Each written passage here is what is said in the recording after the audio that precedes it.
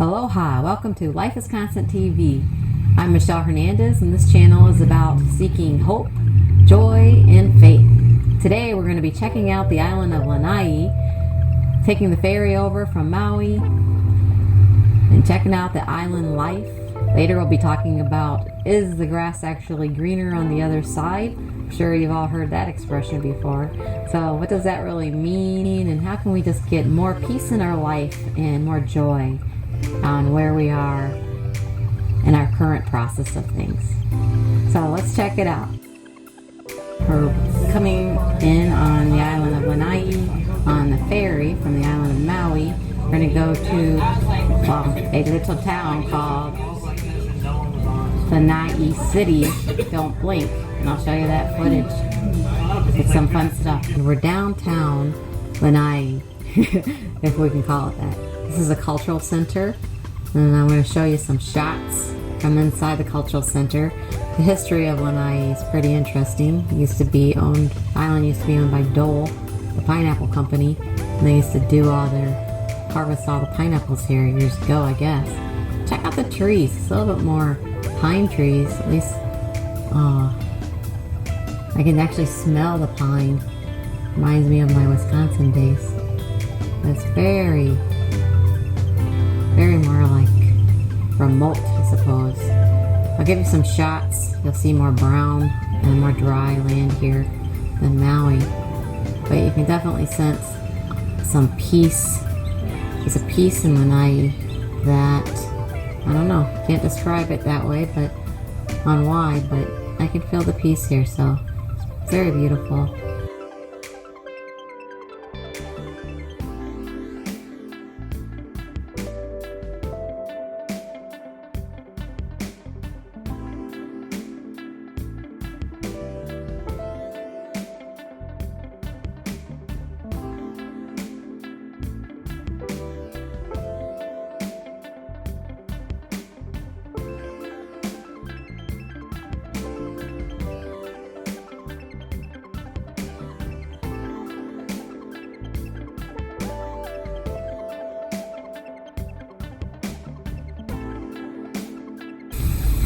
Well, the island of Lana'i was certainly beautiful and worth the trip, and I would highly recommend it.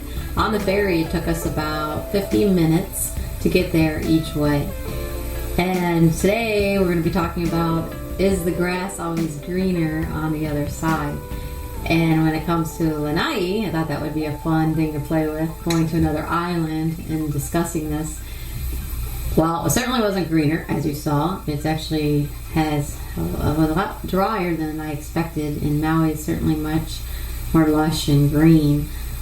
Not to take away from the beauty of Lana'i, I would certainly think that many are happy that live on that island. And that when we think about the saying, is the grass always greener, it actually comes from this really old proverb. Even the original meaning of that saying was that it was a falsehood, that the grass is not greener on the other side. But we tend at times to think that if I had that person's life, or if I had these situations met in my own life, like once I meet that goal of education or profession, or I had that house, or I had that spouse, or once I have kids and a family of my own, or once I'm retired, things like that, or waiting for a time or place of the future, or maybe even a different life because we want to have somebody else's life that we believe is all good and great, that we're not able to enjoy the present moment. And the thing about comparing ourselves to others, I would definitely be very cautious on that, and don't assume that you know that person's life unless you're that person, walk in their shoes. You really don't know the circumstance. And as a lawyer and being with all the cases that we had at the law firm, I can tell you there are many times that when you're thinking based on the cover of a person or what you think you see, that they have all this money and all this, it's not necessarily true. And many times it was a house of cards, and it was a very delicate life. Things were completely leveraged. A lot of people we encountered were in debt, and it didn't take much for that entire house of card type of life to fall and be completely destroyed because people living outside their means or whatnot. It's good to have goals, and it's good to be ambitious and better our lives. Even the Bible talks about that we are to go from glory to glory. So we should always continue to learn and better ourselves. But also take time to enjoy where we are and not compare ourselves and not think about that, it's going to be better when I reach this point. We can live in the present moment of things, and there's ways that we can enjoy where we are in our current circumstances. And I believe that all lies within our perception of things. It's like we go around with an inner perception within us, and it's like how we perceive things, how we look at things. One tool that I use a lot is I do ask the Lord to show me the situation through your eyes, and show me how you see things. So if it's about a person that has done what I believe is wrong towards me, then if I ask the Lord to show me how he sees it, then you're going to see it more tenderly. You're going to see some reasons of why it was a negative experience. And it's not going to be so driven in a negative world or a negative way, so to speak.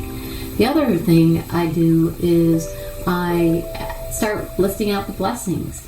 I had a time where my car was backed into, and I could have gotten all mad and, hey, it wasn't my fault and all this, but I just kept my peace. And I was actually thankful for the situation that, hey, nobody got hurt, and it's just a car, and we just keep our perspective in a way that, it's not anger and blowing up and losing our cool isn't going to better the situation.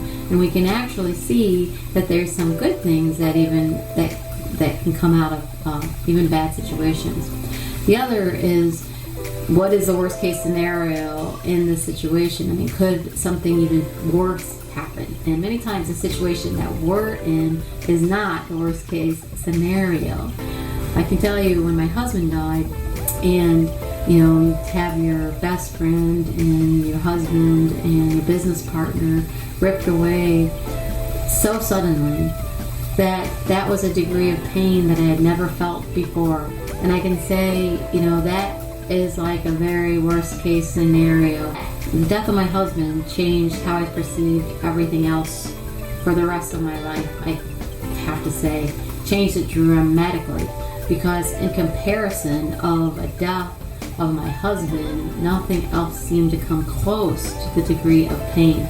So it's almost like, what could possibly happen to me now that would shake me? There's the real worst case scenario in my mind.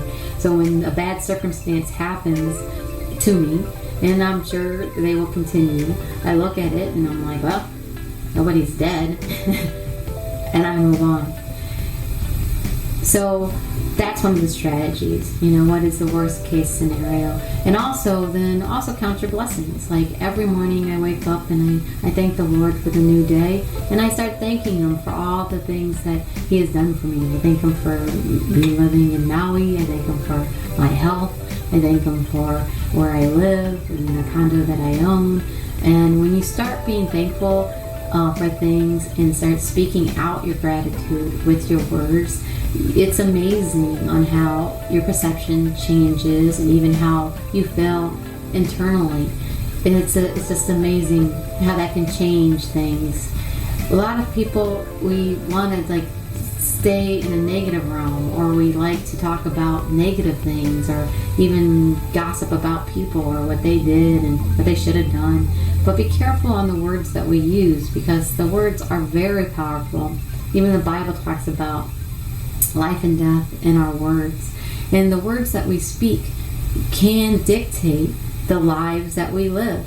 And so if I'm constantly speaking negative, and that's taking my mind in that negative realm, it's no wonder that my lenses are completely negative. Now looking through the lenses of bitterness and anger and things that are just negative. And I don't think that is what we were meant to be.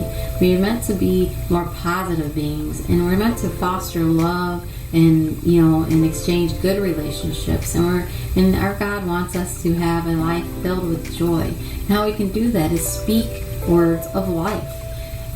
thank Him for the situation. And even when bad stuff happens, flip it and start thanking Him for the good that still exists in your life, even in the midst of the storm or the bad situations that you're going through.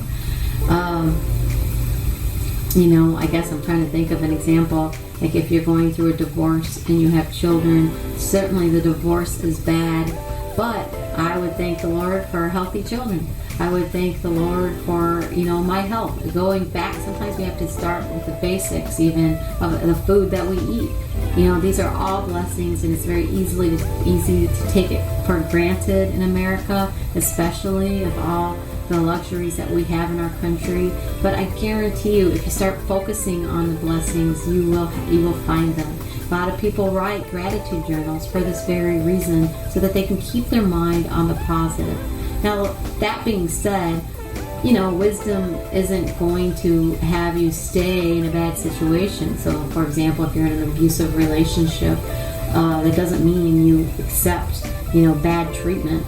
It just means that you're not going to dwell in this negative realm. But that doesn't mean we don't keep walking forward and meeting our goals or exit a relationship that is not good for us. That's called wisdom. And so that's different. That's very different. So I just have led my life in a way that I really try to stay in this positive realm with a good perspective on things, giving people the benefit of the doubts, but also carrying my wisdom very strongly, my discernment on the situation, not giving my trust out too freely, but also appreciating all the things around me. Even in the smallest ways, things can bring joy to your life, and it certainly has brought joy to mine. Again, be careful with the words that you speak. And I think to start, that's where those positive affirmations come from, like speaking life into your own life and building your confidence by looking at yourself in the mirror and speaking to yourself that way with all these positive affirmations. Actually, that positive affirmation came from the Bible, really, and it's like it can be traced back all the way then. So if it's been around for thousands and thousands of years, obviously it's working. So I would say, do that. The scientists have even done some studies, and I think there's some research out there where the words we speak actually changes the neurology of our minds in the physical stance. So I think it works in the natural as far as how our body is made up, but I also think there's a big spiritual element to it as to how we speak words and what we're focusing our words on. If we're constantly speaking negative, well then it's a wonder that all the circumstances around us and all we see is negative. But if we start speaking positive and we are constantly getting ourselves around positive stuff and speaking positive and seeing the blessings around us and just acknowledging it. Even the beauty of nature itself, the creations that our Creator has given us, that you can start listing that off. So there's so many ways to do this, but I would just say try it and let's see for yourself how it can totally change the way you perceive things, and it's all in a thought process instead of it's almost like when you get a hold of this, it's like flipping a switch, literally. It was all in how our mindset was, and then it just spiritually fills us, and we can just tap into the joy that we're all meant to carry. Hope you enjoyed today's episode. Thanks for watching. Be sure to subscribe and push that like button. I've also listed below a link that you can download a free version of the book I wrote called A Father's Love. Be sure to check that out to get to know a little bit more about me and what I'm about. And until next time, mahalo and aloha.